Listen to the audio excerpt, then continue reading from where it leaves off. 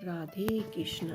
आइए सुनते हैं तुलसी दिवस की पौराणिक व्रत कथा। प्राचीन काल में जलंधर नाम राक्षस ने चारों तरफ बड़ा ही उत्पात मचाया हुआ था। वह बड़ा वीर तथा पराक्रमी था। उसकी वीरता का रहस्य था कि उसकी पत्नी वृंदा का पतिव्रत धर्म उसके प्रभाव से वह विजयी बना हुआ था। जलंधर ने उपद्रव से परेशान देवगण भगवान विष्णु के पास गए तथा राक्षस की गुहार लगाई, रक्षा करे प्रभु, ऐसी गुहार की। उनकी प्रार्थना सुनकर भगवान विष्णु ने वृंदा का पतिव्रत धर्म भंग करने के लिए निश्चय किया। उन्होंने जलंधर का रूप धारण कर छल से वृंदा का स्पर्श किया।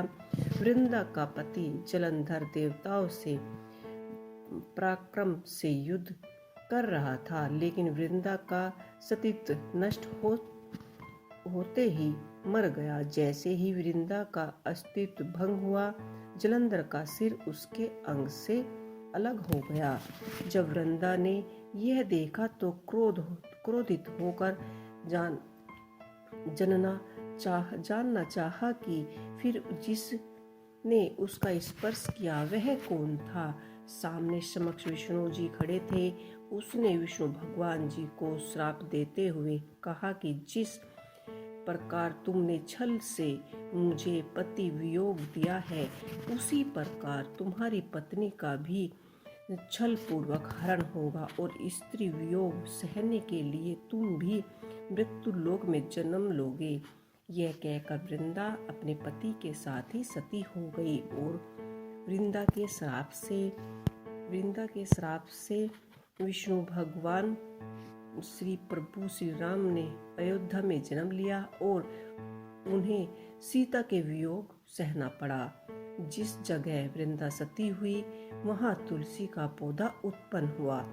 एक अन्य कथा में आरंभ यथावत है कि लेकिन इस कथा में वृंदा ने विष्णु भगवान जी को यह श्राप दिया था कि तुमने मेरे अस्तित्व भंग किया है, अतः तुम पत्थर के बनोगे।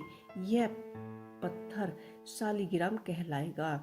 विष्णु ने कहा कि हे वृंदा, मैं तुम्हारे अस्तित्व का आदर करता हूँ, लेकिन तुम तुलसी बनकर सदा मेरे साथ ही रहना। जो मनुष्य कार्तिक एकादशी के दिन तुम्हारे साथ मेरे विवाह करेगा, उसकी हर मनोकामनाएं पूर्ण होगी। बिना तुलसी दल के शालिग्राम या विष्णु भगवान जी की पूजा अधूरी मानी जाएगी। शालिग्राम जी की पूजा विवाह विष्णु भगवान जी महालक्ष्मी का ही प्रतीकात्मक विवाह मान्यता होगी। तो ये थी विष्णु भगवान जी की एक पौराणिक व्रत कथा।